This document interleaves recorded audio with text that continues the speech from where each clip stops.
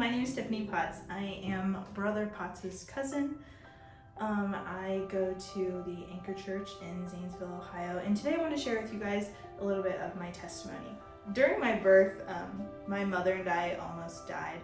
We had to have an emergency C-section, and what ended up being found out was I was drowning in blood. And during that process, my mother was hemorrhaging, and we both literally were moments from death.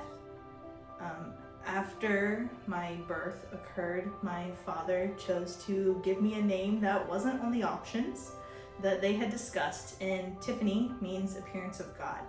So from my birth, it literally was God appeared. He came and he saved us. And that's how life started, a little bit rough.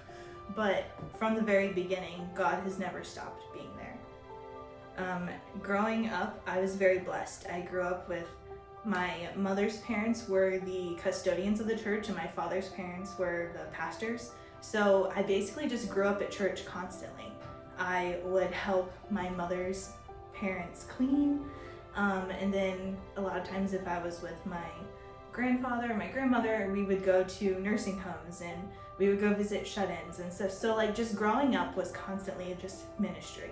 And that's something that I can never take back. It's something that is so impactful and has helped me become the person that I am today. Ministry is all things.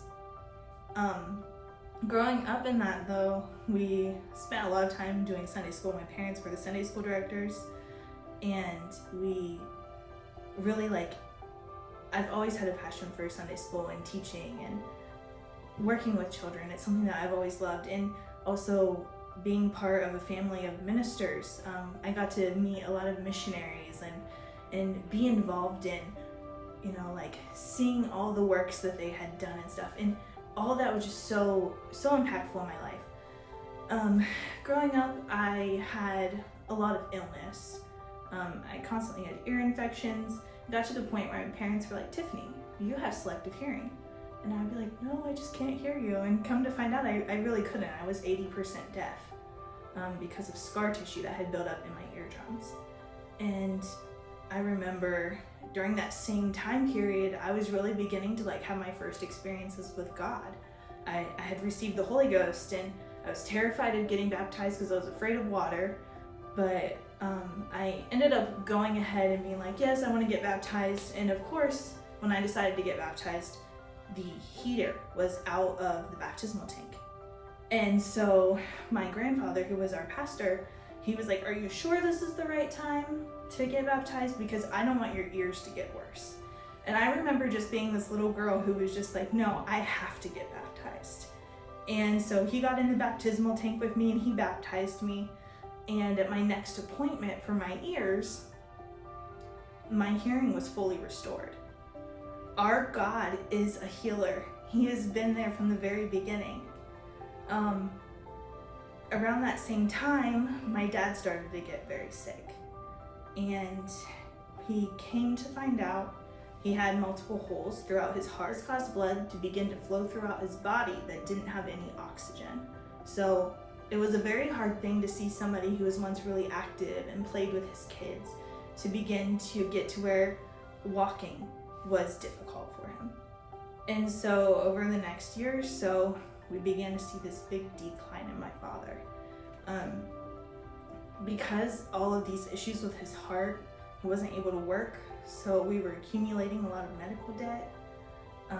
It was just a very stressful time for my parents and for us as well, because we weren't fully understanding, because my sister and I were little. We weren't fully understanding the things that were going on in our home. And one thing that I do specifically remember of my father is when we would be at church, and I remember him standing in the back with his oxygen tank because he couldn't go anywhere without it. And at the end of a service, there was an altar call. And I remember just sitting in the pew and my dad slowly walking up to the front with his oxygen tank, and he just began to raise his hands in worship. And so moments of worship have just become a really special thing to me, because I remember a time when he had every excuse in the world to not worship. every excuse in the world to quit. And my dad chose to continue and chose to love God.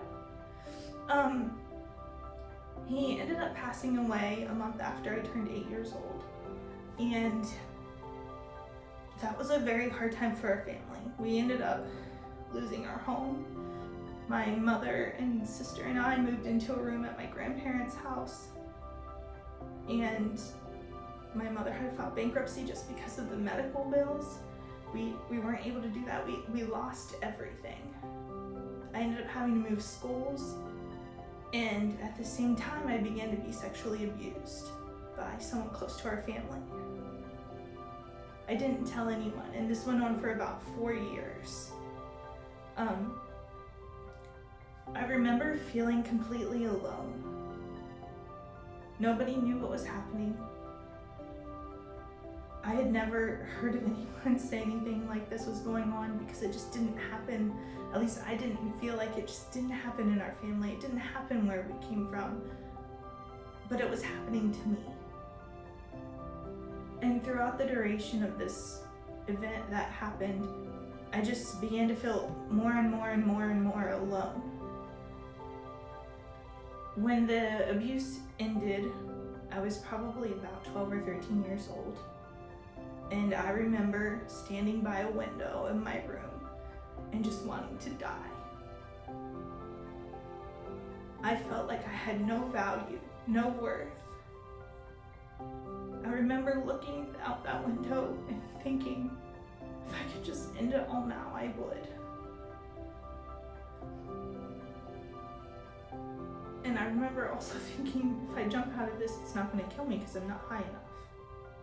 And being 12 and 13 years old, having those thoughts and having those moments was terrifying to me because nobody should feel that way. I began to just kind of box all of that up and put it away in my mind. Didn't really deal with any of the things that had happened, the abandonment issues, the loss, the grief. All of that just kind of got ignored. But there was one thing that was constant throughout my whole life, and that was God. Church became my refuge, my place of peace, a place where I was safe, a place where abuse didn't happen. And so I just began to form this relationship with God, and it truly is because of Him that I'm able to stand before you today.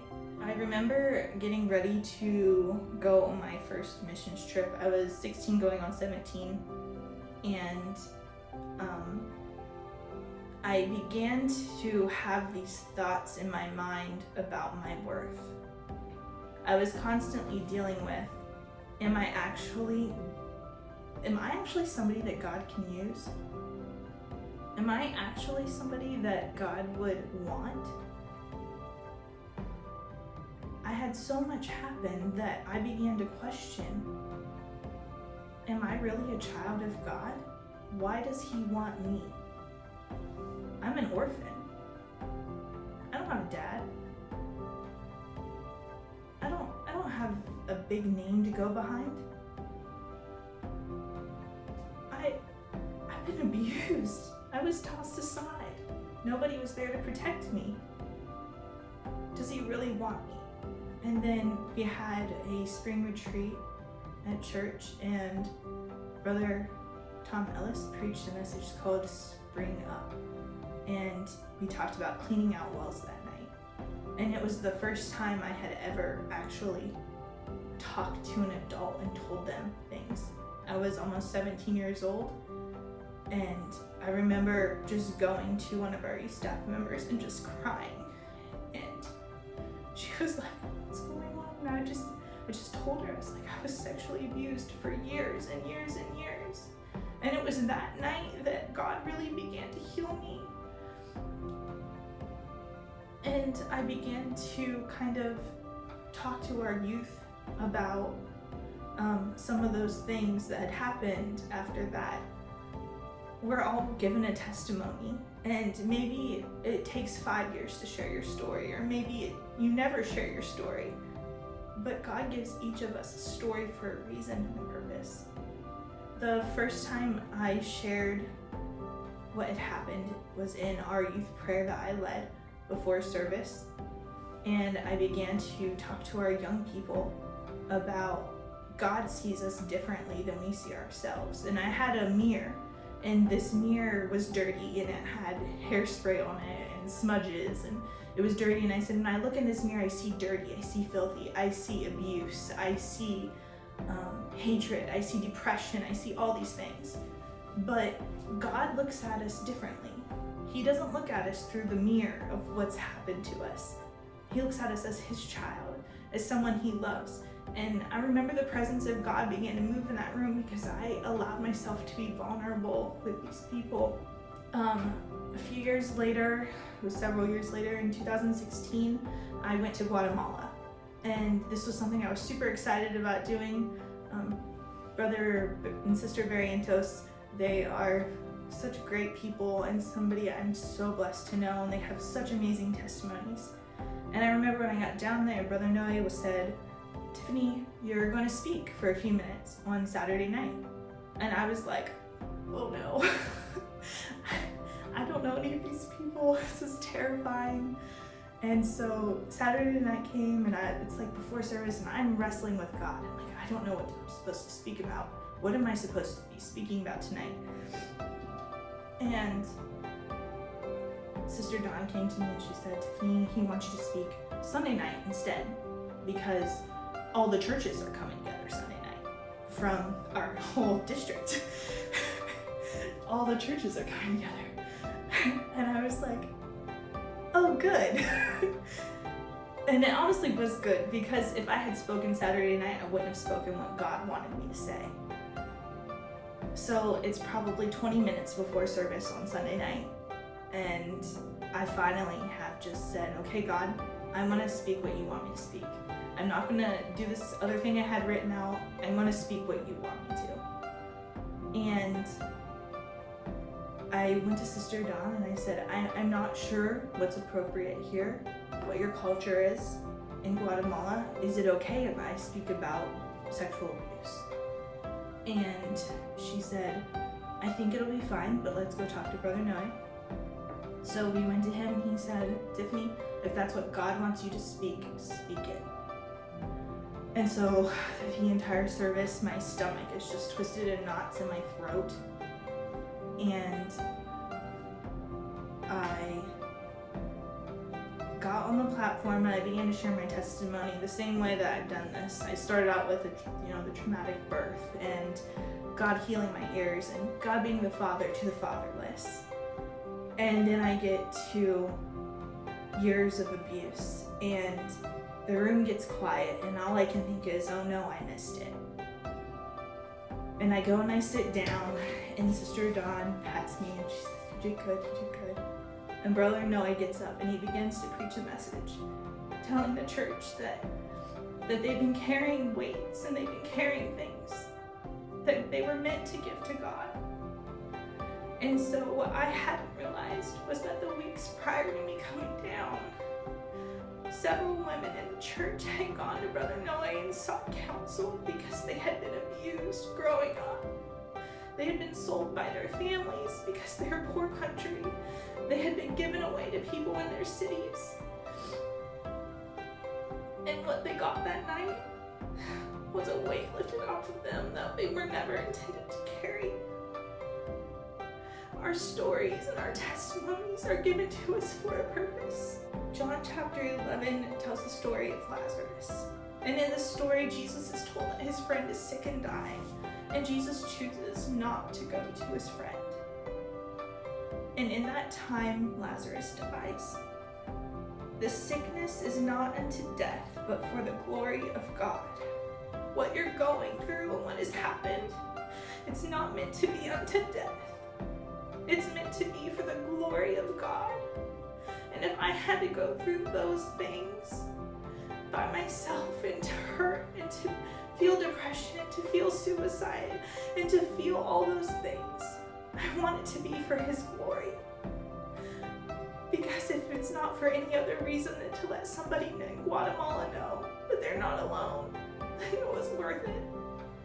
If it's not for any other reason than to let the saint know that the depression that they're feeling, that God is the answer, and that He'll place tools in your life to help you get through it, then it's worth it.